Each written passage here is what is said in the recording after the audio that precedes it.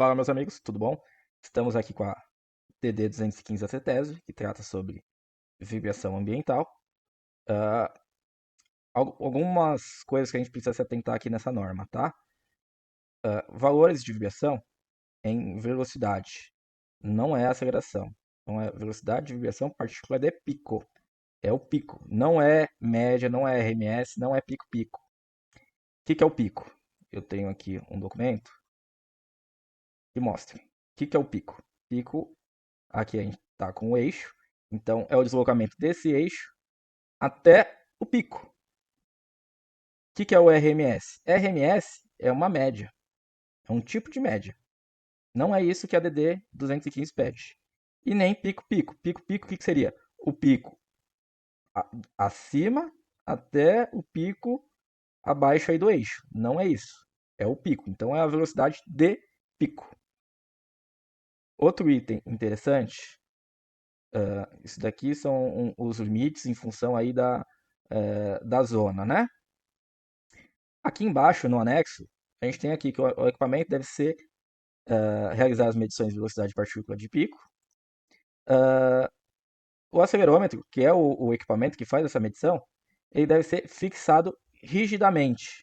Ou seja, ele tem que estar fixo. O que isso significa? Se você olhar os equipamentos de medição da GNR ambiental, tanto o SV106 como o SV803, você vai ver que tem uma base de fixação robusta, pesada, com algumas garras. Então, não é só você pegar o equipamento e deixar ele solto na superfície. Ele precisa estar fixo. Outro detalhe. Aqui o equipamento ele tem que ser capaz de medir componente horizontal e vertical. No caso, quando a gente fala de vibração, a gente tem os três eixos: o X, o Y e o Z. Então, o equipamento é um acelerômetro triaxial, que vai medir essas três componentes simultaneamente, tanto no X, como no Y, como no Z.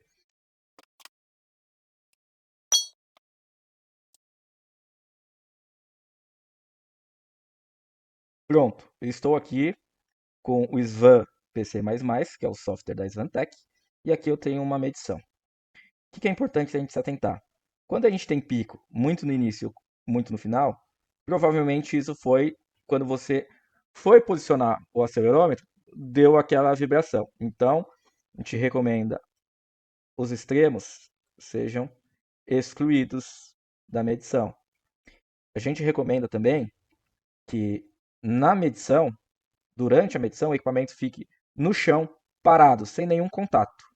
Porque se você pegar, no caso do SV803, é mais tranquilo, porque você vai operar ele pelo celular. Pelo celular, você abre o aplicativo, você conecta no Bluetooth e você controla ele pelo celular. No SV106, você tem um cabo ligando o aparelho até o sensor.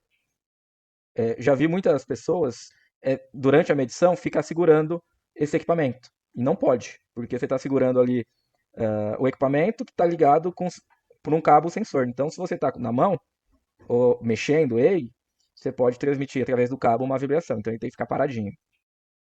Sobre os valores de referência da CETESB, a gente tem aqui o pico, em milímetros por segundo, no X, no Y, no Z, e aqui é o vetor.